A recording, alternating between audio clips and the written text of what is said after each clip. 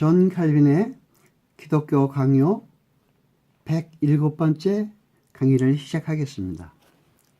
이 강의는 존 칼빈의 기독교 강요 책 제1권 제11장으로부터 시작하겠습니다.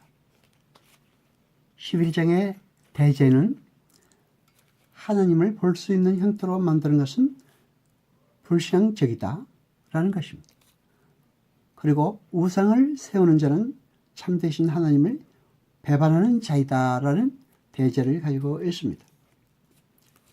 성경은 인간의 거칠고 둔한 지성을 감안해서 보통 대중적인 방법으로 말하기 때문에 참되신 하나님과 거짓 신들을 구별하고자 할 때는 특별히 하나님을 우상과 대립시켜서 표현하기도 합니다. 그러므로 성경 어디에서나 보게 되는 그 독특한 정의는 인간이 자신의 생각으로 만들어낸 일체의 신장을 물어돌려 버립니다. 왜냐하면 하나님만이 자신에 대하여 유일하게 참된 증거가 되시기 때문입니다. 어떤 형상이라도 하나님을 형상화하게 되면 불경건의 허위로 말미암아 하나님의 영광은 파괴되는 것입니다. 하나님의 영광을 어떤 형상으로 표현하게 되면 하나님의 영광을 파괴하는 것입니다.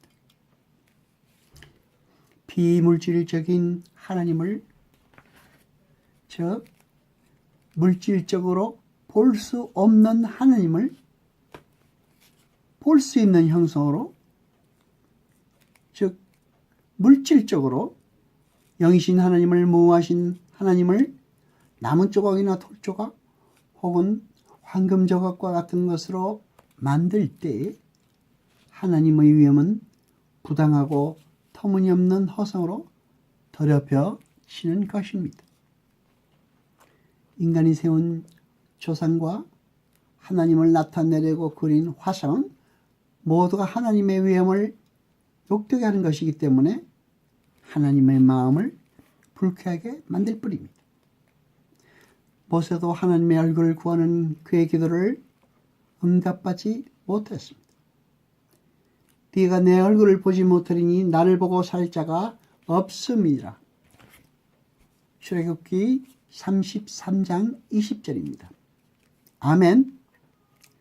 하나님은 율법하에서 속죄서로부터 그 권능의 임재를 보여주셨는데 이 속죄서는 그 마음이 감격하여 자기를 초월하게 될 때에 하나님을 가장 잘 응시하게 되는 것을 암시하기 위해 만들어진 것입니다.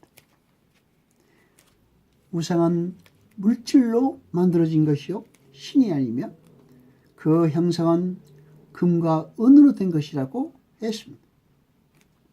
그리고 단순히 우리 자신의 이해력에서 나온 하나님에 대한 개념은 어리석은 망상에 불과한 것입니다. 그러므로 인간이 고하는 일체의 예배 형태는 가증스러운 것이라는 사실이 확립된 것입니다.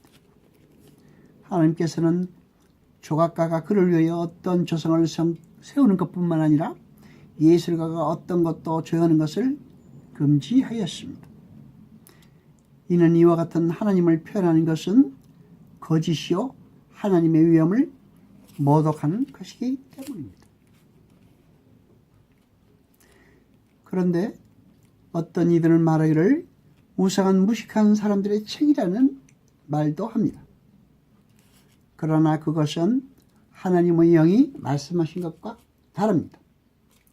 우리는 우상으로부터 하나님을 배운다는 것은 있을 수 없는 일이며 무익하고 거짓된다는 것이 일반적인 교리인 것을 알고 있습니다.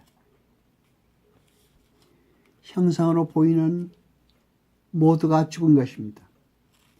어신도 이와 같이 형상에게 예배드리는 것뿐 아니라 그 형상을 하나님께 봉헌하는 것도 죄악이라고 명백하게 주장했습니다. 교회당 안에 화상이 있어서는 안 되며 예배를 받든가 찬양받아야 할 것이 벽에 그려져서도 안 되는 것입니다. 교황주의자들이 조금이라도 수치를 느낄 줄 안다면 형상물이 무식한 자의 책이라는 속임수를 써서는 안 될 것입니다. 왜냐하면 그것은 성경의 많은 증거에 의해서 명백하게 반박되었기 때문입니다. 우상을 처음으로 창시한 자들은 죽은 자를 존경하던 자들이었습니다. 그들은 죽은 자를 기념하기 위해서 미신적으로 예배하게 되었던 것입니다. 인간의 본성은 우상을 만들어내는 영원한 공장이라고 할 수가 있습니다. 인간의 마음은 교만과 무모한 것으로 꽉 차 있어서 자신의 능력에 따라 감히 신을 상상해 내기까지 합니다. 인간의 마음은 거만하게 어리석음과 무지에 완전히 젖어 버리기 때문에 그것은 공허하고 험한 환영을 하나님으로 상상하는 것입니다. 인간은 내적으로 상상한 하나님을 수공으로 표현해 보려고 했습니다. 그러므로 마음은 우상을 잉태하고 그 손은 우상을 만들어내는 것입니다. 하나님께서 자신을 유형적으로 나타내시지 않는 한 인간은 하나님이 그들과 함께 계시다는 것을 믿지 않는 것이 곧 우상 숭배의 기원이라는 것이 이스라엘 백성의 신뢰가 입증해 줍니다. 세계가 창조된 이래 거의 모든 시대에 걸쳐서 인간은 이 맹목적인 욕망에 따라 볼 수 있는 상징물들을 만들어 세우고 하나님께서 바로 그들의 눈앞에 나타났다고 믿어왔습니다. 이러한 공성에는 예배가 따르기 마련입니다. 왜냐하면 인간이 형상 속에서 하나님을 본다고 생각하게 되면 역시 하나님을 형상으로 예배하기 때문입니다. 그런데 인간이 지나치게 의도는 생각에 물들기 전에는 우상 숭배에 뛰어들지 않았습니다. 그들은 그 우상을 쉬운 눈으로 간주한 것이 아니라 신에 대한 어떤 능력이 그것에 내주한다고 생각해 왔습니다. 그러나 단순히 우상만을 숭배하든지 하나님을 우상으로 예배하든지 간에 마찬가지로 하나님은 원하지 않으십니다. 우리는 이방인들이 하나님을 나무나 돌로밖에 이해하지 못할 만큼 우둔하다고 생각하지는 않습니다. 그들이 마음이 내키는 대로 우상을 바꾸기는 하였지만은 언제나 동일한 신을 마음에 간직하고 있었던 것입니다. 그리고 한 신을 표현하기 위해서 많은 형상들이 있었지만 그러나 그 많은 형상만큼 많은 신들을 만들어낸 것은 아니었습니다. 그들은 자기들이 예배한 것은 보이는 형상물이 아니라 그 형상물 속에 보이지 않게 내주하는 한 실체라고 답변했습니다. 그들은 하나님에 대한 영적 이해로 만족하지 않고 오히려 형상물을 통해 한층 더 친근한 이해가 그들에게 주어질 것이라고 생각했던 것입니다.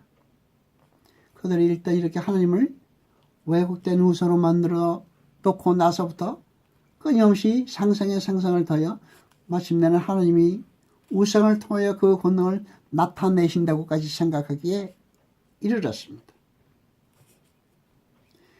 어거스틴은 말하였습니다. 실로 우상을 바라보며 그와 같이 기도하고 예배드리는 사람 치고 그 우상이 자기의 기도와 예배를 받아주리려는 생각과 자기가 원하는 바를 이루어 주리는 희망을 품지 않는 자는 하나도 없다라고 말했습니다. 그들은 우리는 결코 우상을 신이라고 부르지 않는다라고 말합니다. 그러나 유대인이나 이방인도 옛날에는 우상을 그들의 신이라고 부르지 않았습니다. 그러나 예언자들은 끊임없이 그들이 목석으로 더불어 간음한다고 비난하기를 주저하지 않은 것입니다.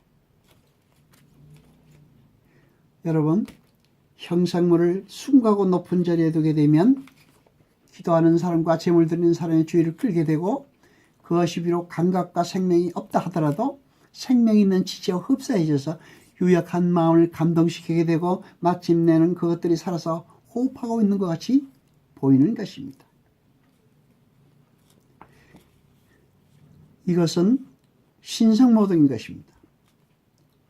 그럼에도 불구하고 이에 대하여 그들에게 대한 사람이 하나도 없었던 것은 놀라운 일이라고 칼빈은 말하고 있습니다.